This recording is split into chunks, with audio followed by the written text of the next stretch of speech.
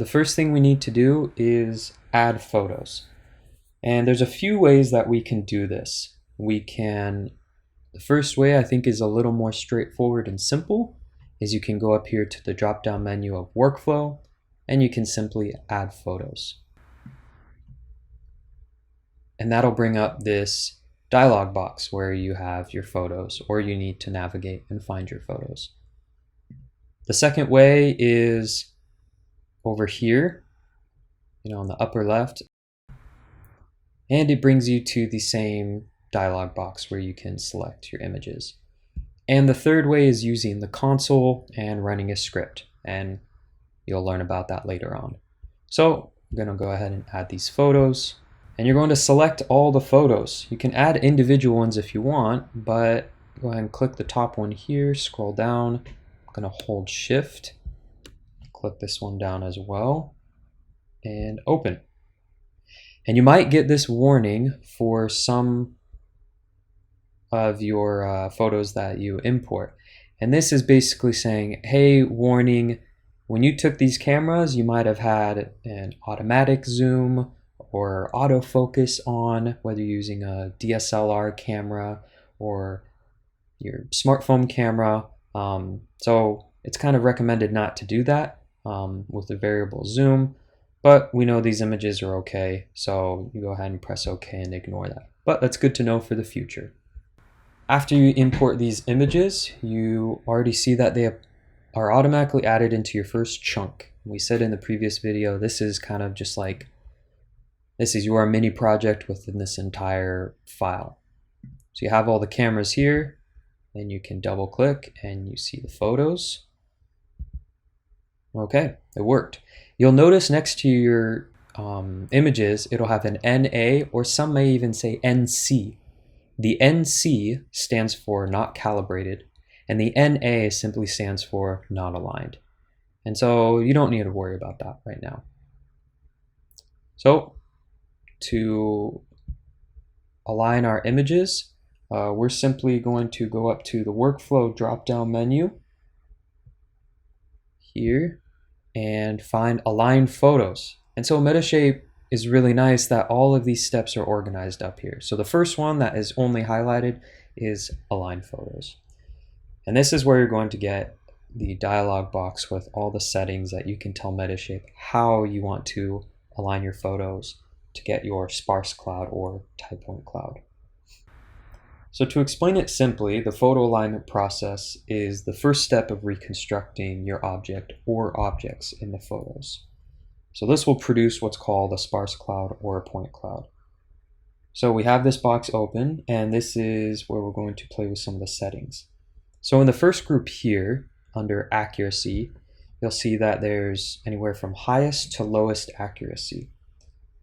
And so in short, this is kind of telling Metashape the accuracy of your images to use for this align photos process. So high accuracy is using the image as is. Whatever quality, dimensions and resolutions and everything that it's in, use the image as is. For highest, they upscale the image by a factor of 4. And Agisoft only recommends this for specific purposes such as research or any other kind of development stuff. So I think most of us are going to use high, medium, or low. Now medium is you're downscaling the original image by a factor of 4. It's 2 times on each side. And then low is by a factor of 4 from medium, so that's a factor of 16 from the original. And lowest, I think, is another factor of 4, and that's 64. So you're getting lower quality images, but this is kind of following the general rule of lower quality is going to take faster, quicker, less amount of time to reconstruct than higher quality. But because we don't have that many images, we only have 85, they're pretty decent quality, 24 megapixel. This shouldn't take that long. It's not going to take us hours and hours to do this. So we're going to keep it at high. Stick with what they recommend. So the next parameter you will see is this box, generic preselection. And so having this checked on tells Metashape to run this generic preselection step a little bit quicker and at a slightly lower setting, and so this helps you save time. So with small image sets, you'll notice maybe a slight difference in the time it takes to run the image, the alignment process with this unchecked. But with larger image sets, such as thousands of images, of high quality images, having this checked off or on can make a huge difference. There could be models that you're running thousands of images that already take a few hours alone to run with this checked on. So checking it off could make that take a day or two to run even. So we're going to go ahead and just leave this checked on for such a small image size that we have. Probably won't really notice that much of a difference, but that is something that you can go ahead and go back and change with it checked on or off. The reference pre-selection options is grayed out, so that means we can't use it anyways. In the manual, it gives more information about this. If you're looking at the manual version 1.6 on page 25, it explains these, and we'll go over them another time. So for now, we're using generic pre-selection. Reset current alignment is grayed out, and that's because we haven't even aligned this in the first place. So when you already align something and then maybe you're coming back to realign it, you can check to reset the current alignment, and you want to reset it and start over. But this is our first time, so that's not coming on.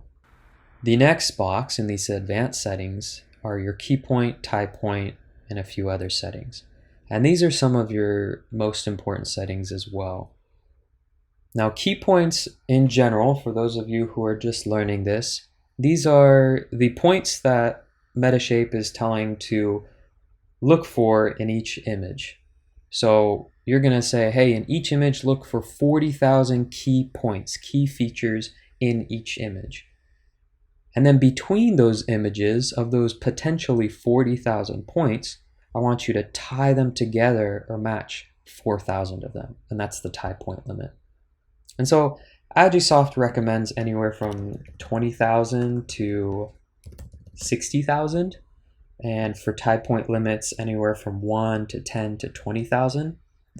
So for this, we're going to use 40,000. That's a good, I've noticed that's a good general kind of one used. And for tie point, we'll stay with 4,000, kind of 10% of it. But you can go ahead and increase it to 10,000 if you want, up to 40,000 really. Now, another thing that you can put in tie point limit is 0. And that's not telling Metashape that you don't want any tie point limits, but it's the opposite. It's telling you to find as many as it can with the amount of key points it can find. So this will increase the time it takes to process. May not take that much longer on a small image set like us using 85, but we're just going to stick to the default of 40,000. These next two options, Agisoft recommends to leave them unchecked, but these are also in the manual, version 1.6, page 26. So guided image matching is largely for ultra high resolution imagery to give more image matching points, and we don't need this for this. An adaptive camera model fitting, this has to do with the camera geometry, and so Agisoft recommends to check this off for simpler still imagery, which is what we're using. Okay, so we've got high, generic checked on, that doesn't matter, 40,000, 4,000, and you're going to press OK and you'll see it run. Okay, so if you want to go ahead and pause the video and wait for yours to finish, and I'll go ahead and continue when this is done. You can also see something kind of cool. If you pull down this details box, maybe stretch this down, you can see that it's working, and this is, you're seeing, okay, it's using my GPU, my graphics card, to process this detecting point step, and it's finding 40,000 points for each photo, so it's finding its limit. So that's kind of cool just to watch that. Okay, go ahead and pause it, and we'll continue on when you're done.